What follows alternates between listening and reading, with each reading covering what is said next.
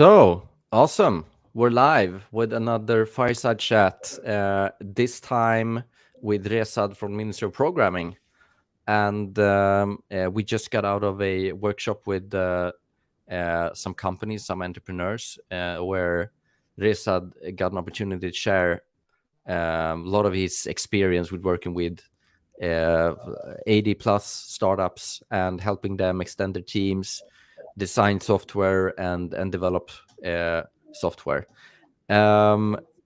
What's your this? The format is like super chill. So, and we're doing this to make sure that some of the learnings that are exclusively locked into those who attend the workshop, when we do this and we publish it on LinkedIn and Facebook, the learnings that you have is available for everyone. So that's the sort of the premises of this.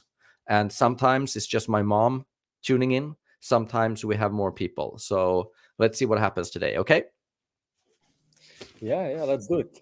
I'm awesome. looking forward. What's your what do you feel about the workshop? Did we cover the important stuff? Yeah, I think so. I mean, there are a lot of topics to cover in like talking about extending teams in general. I think it's not something that is, I mean, it can be talked about for hours, but I think we covered quite a few interesting topics, and I look forward to discuss some of them more. Yeah. Do you want to just give a quick introduction of Ministry of Programming and what you've done and why it makes sense to talk outsourcing and extending your teams with you?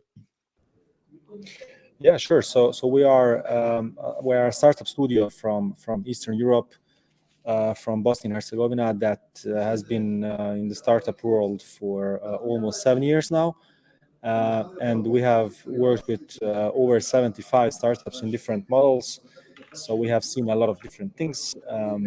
As an investor, as a partner, as a typical consultant in many different ways. So that has allowed us to gain these kind of insights. We have worked with some really interesting startups all over the world, also from the Stockholm ecosystem, like Werlabs, Fishbrain, Mindler, etc. So I mean, it's some pretty nice names and some top startups from Europe. Yeah. And you're based in you're in Dubai now, so that's why the connection is lagging a bit, I guess. Yeah, probably. Yeah, I'm in Dubai now. Got it. But we are, let's say, the company is based in Bosnia and Herzegovina. We do have, although people from all over the world, from 7 countries that are working with us. So yeah, we're trying to be more international as time goes by. Yeah. Do you? Let's jump into we have a question or Richard says hi from Ghana. Good to see you, Richard. Thanks for tuning in. Hi, Richard. At any time, just feel free to jump in with a question, and we'll make sure we bring it up. So let's start with the basics. Like, when does it make sense to hire external consultants instead of building up your own team? Like, this is a very popular debate, and investors always say, "Yeah, no, you should have everything in-house." But like, reality is that sometimes you want to go fast, and you don't have the opportunity to hire someone internally. What's the basic best practices here? Yeah, you're completely right. I think I mean there are times when it's not gonna feel right, but I think now in the current job market, all the startups all over the world are considering having external people, and they need to consider that option because they cannot hire fast enough. Generally, the wages and the expectations of people are rising, and a lot of people are quitting. You might see also the trend of anti-work and other trends from the work community, and people are just kind of doing some things that are very unexpected. So you need to have a bigger pool. You need to have more people out there available to you, and so you can scale your team and startup. Yeah. But when is it actually the right time to go to an agency, in your opinion? Like at one point it's too early, right? What's the best practices here?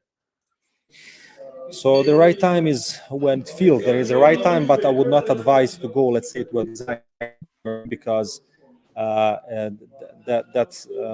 can produce problems, because you need to have a validated product in order to bring it to a really like polished version. So I mean, it's great if you have the extra cash, but maybe you can use it more wisely. But let's say using a development agency is something that can be done at any stage.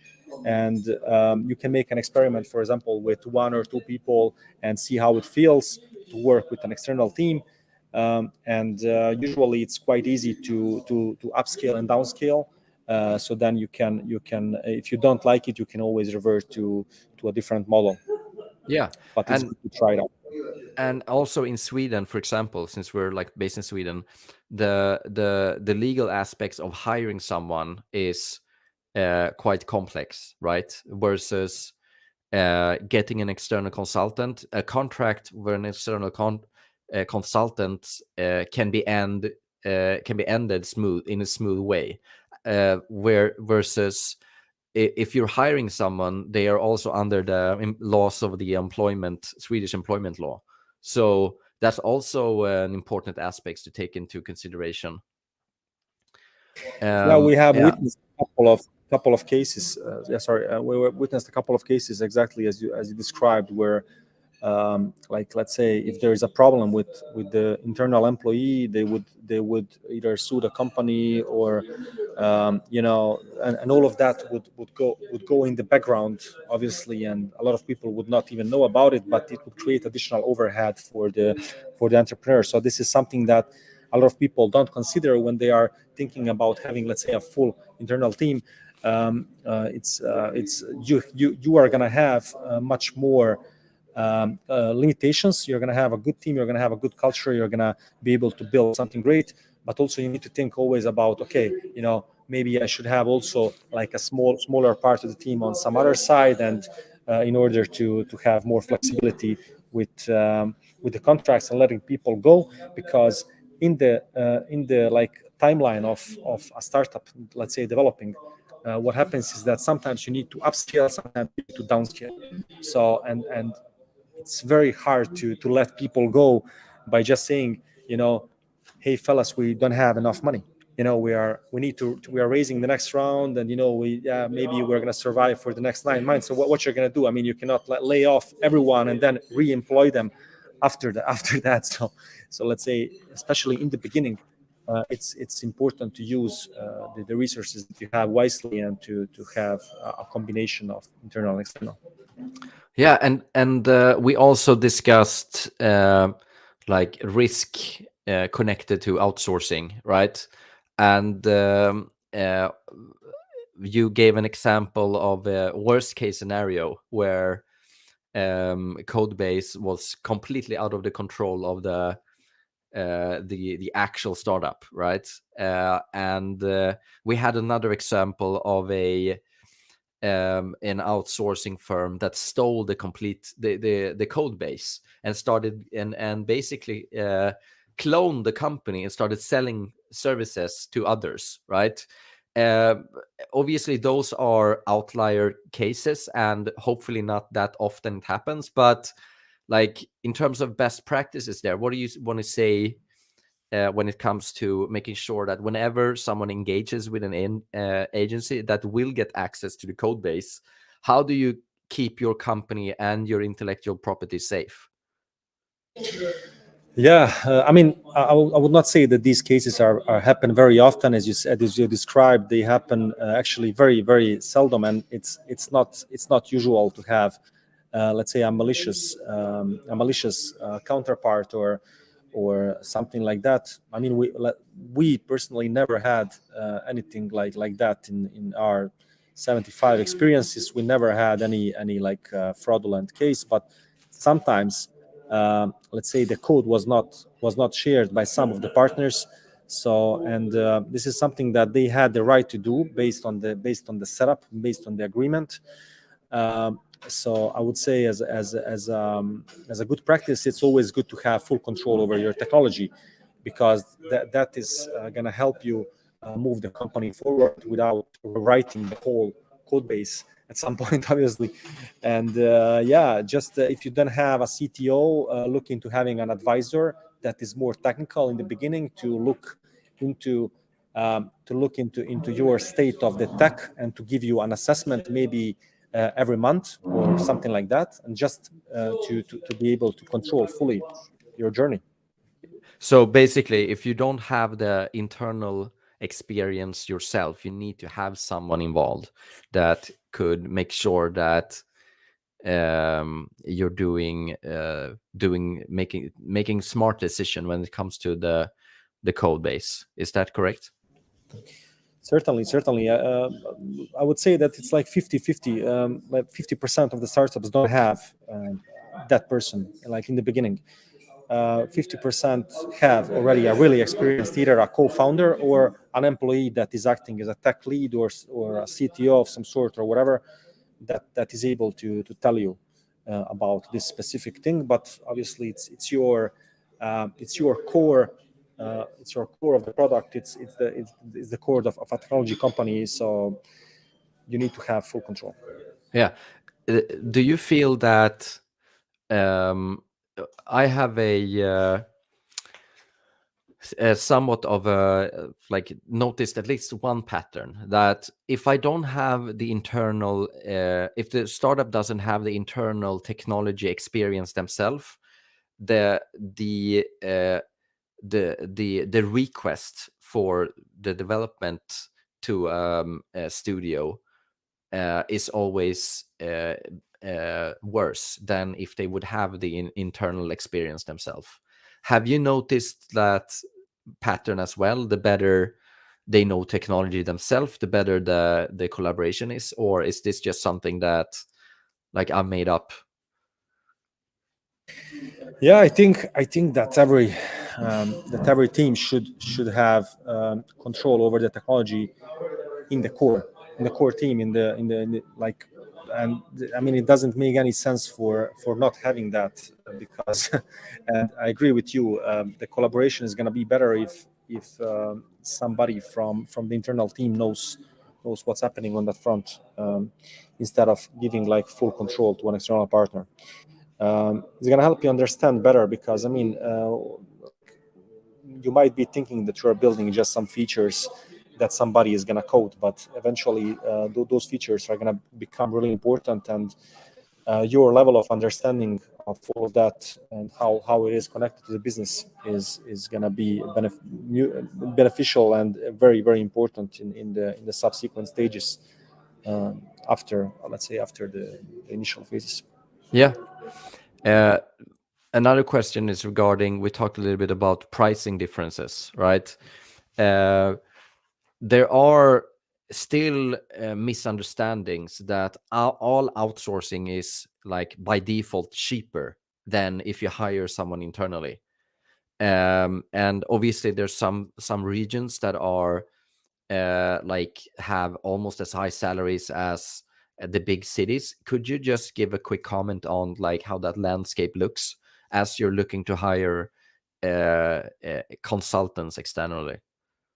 So I would say good people need to be paid well, wherever they are. So that's the problem that the whole world is facing right now. Because what happens now, if you're following, let's say, the San Francisco index, like happening is that some companies from San Francisco are now paying the equal salaries that they are giving in San Francisco for people. They are paying them for remote team members. So regardless if you're sitting now in Sri Lanka or in Bosnia or wherever, you're gonna get exactly the same that people are getting in San Francisco. So this is pretty as happening right now for many company owners, and it's something that we need to adjust our mindset. So let's say a good developer in Sri Lanka is able to move to a better country, like if he or she wants to, right?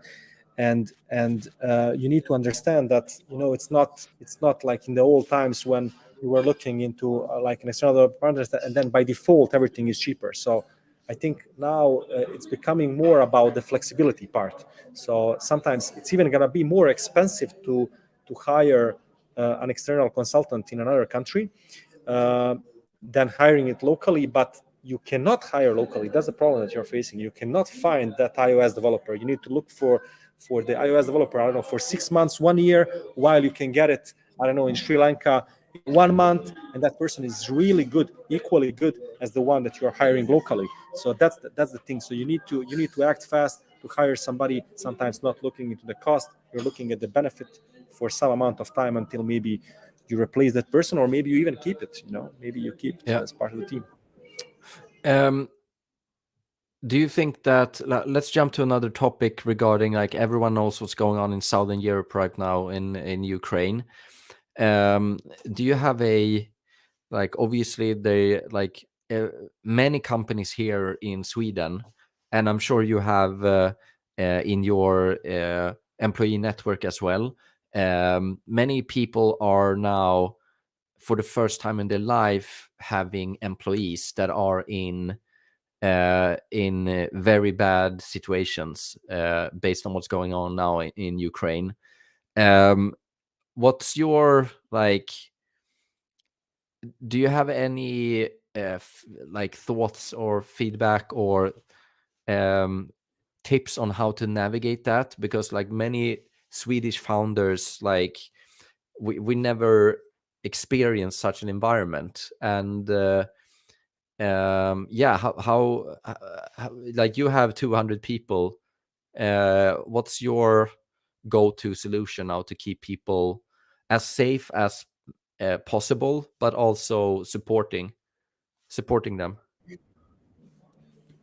I mean, I think it's quite hard for startups in different regions right now, because Ukraine is really a big player in the outsourcing world, and they have developers actually. So they are like a huge player in every ecosystem out there, in Stockholm, in Tel Aviv, in whatever startup city you want. There are a lot of people from Ukraine working on actual startups and building them and being like sometimes the core team, etc. So now this is a big hit for all of us. But as I mentioned in the workshop, one really, amazing thing that is happening right now, which it's inspiring a lot of people, is that a lot of those colleagues are working under the bombs. They are delivering versions from shelters, so which is quite crazy. And obviously, I think that people should protect themselves first, and that's the most important thing. But still, a lot of people find this really inspiring, because seeing that how hard working those people are, because at the same time they're thinking like how to provide for their families, how to maintain that future that they have been building. So going back to your question, I don't think there is like an easy answer to that, because you cannot forecast an event like that happening, right? So you cannot, and you still want to use the capabilities of a specific region or country. But I would say that the only right answer to this is to have a good distribution of risk. So maybe combine teams from different countries instead of relying only on one country. And obviously always having an internal team at some point. So having maybe this combo is good. Yeah, that makes sense. Is there something else that's super important from your point of view when it comes to like managing the risk of remote teams versus internal? Yeah, I think the biggest part is the cultural integration, and also in general integration of remote team members. That's a hard one for most companies in the world, because when you're having let's say an office first culture, where you have people sitting in London or Tel Aviv or Stockholm or whatever, and then you have a remote counterpart of 20% or 15% of the team or whatever, then sometimes it's very hard to integrate those people to have the same experience, the same as the internal employees. So I think that part is something that we should all pay more attention to. It's not an easy one for anyone, not even for my company, because also we have remote employees, and it comes natural when you are a full remote company like Basecamp or Buffer, or when you are fully remote, then the whole team is working like that. But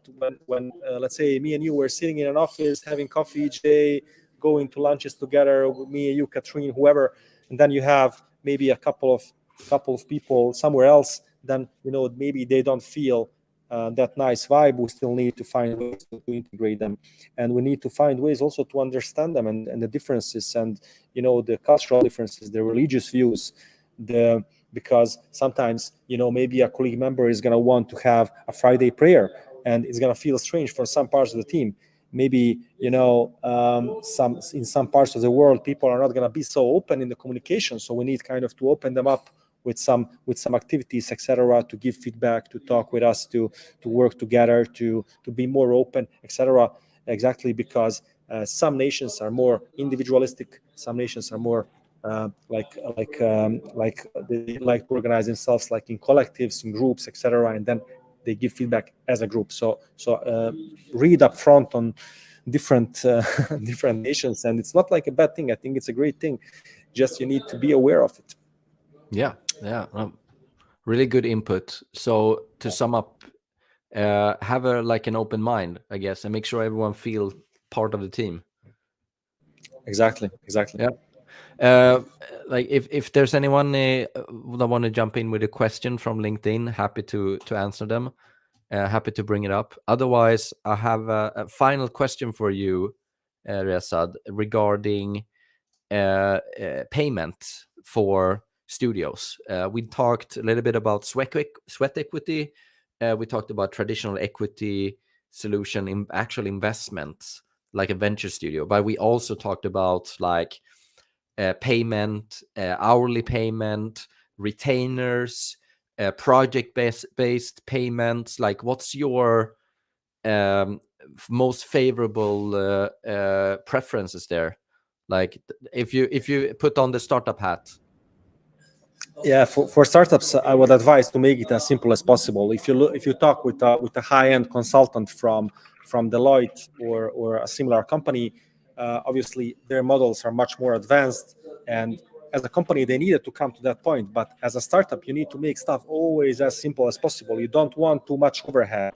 So that's something that I would advise for everyone, to not go for that really complex, maybe SOW and tracking of all the work. Instead, find more like a reliable partner where you're gonna not pay by the hour, but maybe have a retainer model where you pay like a fixed amount per month for a team, and then treat that team as your team members, and that is gonna allow you to reap the most benefits, instead of spending time on tracking timesheets, on tracking contracts. What was in that statement of work? Did it get delivered? We don't want those kind of situations. You want a situation where I trust Sebastian, he trusts me. We are working together as a team to deliver something. We are not going to look if he went on a lunch break or not. I mean, it's the result is what matters, I think, and that's the takeaway. Awesome. Rešad, really nice to catch up again, and thanks so much for taking time with the workshop and sharing your learnings and lessons here in our fireside chat. Enjoy Dubai, and let's be in touch, and thanks so much for those who tuned in. Thank you, Sebastian, and thanks to the whole team at Sub 46, and see you soon. Thank you. Thanks.